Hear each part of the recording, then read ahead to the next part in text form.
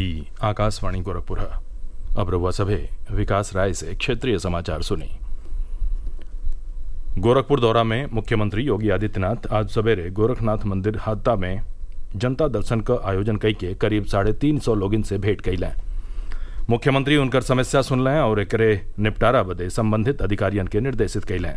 जनता दर्शन में गंभीर बीमारी के इलाज में आर्थिक मदद के गुहार लेके पहुंचल लोगिन के भरोसा दिहलें कि इलाज में भरपूर सहयोग राशि उपलब्ध करावल जाई।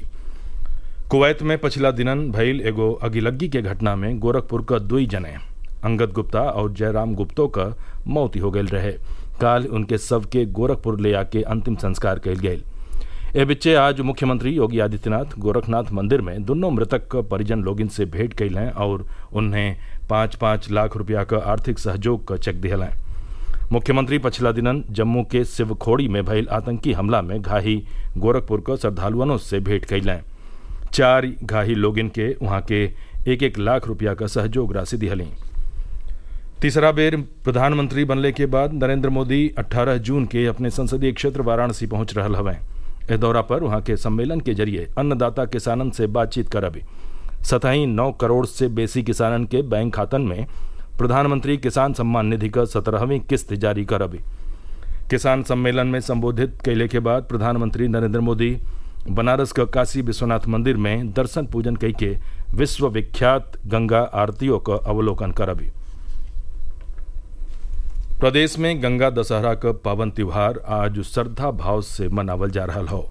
हर वर्ग का श्रद्धालु गंगा और पवित्र नदियन के घाटन पर आपन श्रद्धा अर्पित करे बदे अनमुनहरवे से उमड़ी पड़ल हवें।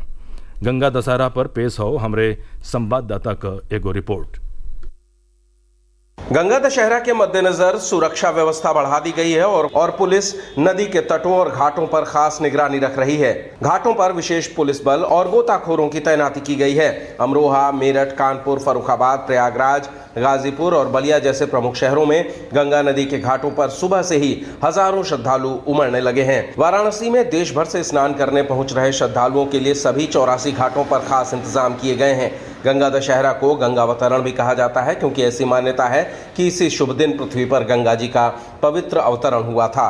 सुशील चंद्र तिवारी, आकाशवाणी समाचार, लखनऊ। देश में नया आपराधिक कानून 1 जुलाई से लागू हो जाये। एमन भारतीय न्याय संहिता BNS 2023 में चिकित्सकन के अनावश्यक उत्पीड़न से बचावे बदे खास प्रावधान कैल गेल हो।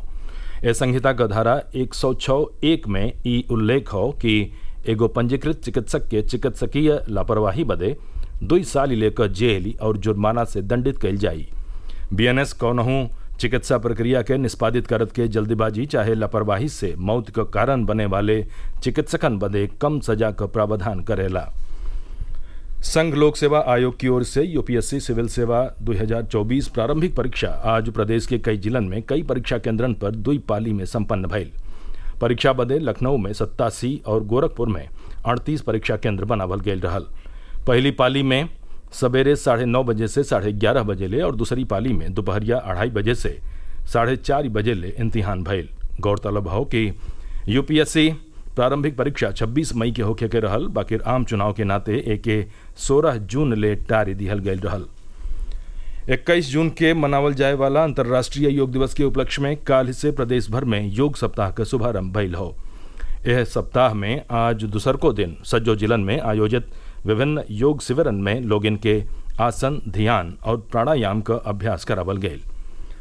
गंगा दशहरा पर्व पर आज मिर्जापुर जिला का चिल्ह थाना क्षेत्र का डिंगूर पट्टी गांव का गंगा नदी में नहाए गये 4 लैकनी डूब गयलिन। नदी किनारे मौजूद लोग 2 लैकनी के बचा लिहल हैं, बाकी और 2 का डूबले से मौती हो गई। गोताखोरन की मदद से 2 का शव नदी से बहरे निकालल गये। ओहर बलिया का शिवपुर घाट पर नहाए आयल 4 युवक और एगो युवती गंगा नदी में डूब गयलिन। पुलिस ओइजा का नाविकन का मदद से उनकर खोज कर रही हो। प्रदेश का सज्जो जिला इस समय भीषण गर्मी के चपेटा में हो। बीतल 24 घंटा में कई जिलन में अधिकतम तापमान 43 डिग्री सेल्सियस के ऊपर दर्ज कैल गये। दिन के सतही रात का गर्मियों बरकरार हो। ए बिच्चे मौसम विभाग भीषण गर्मी के लेके 19 जून ले राज्य का सज्जो हिस्सन बदे रेड अलर्ट जारी कैले हो। 20 जून से प्रदेश का सज्जो हिस्सन में हल्लुका है बरखा का दौर शुरू भइले का आगम हो। समाचार पूरा भइल। नमस्कार।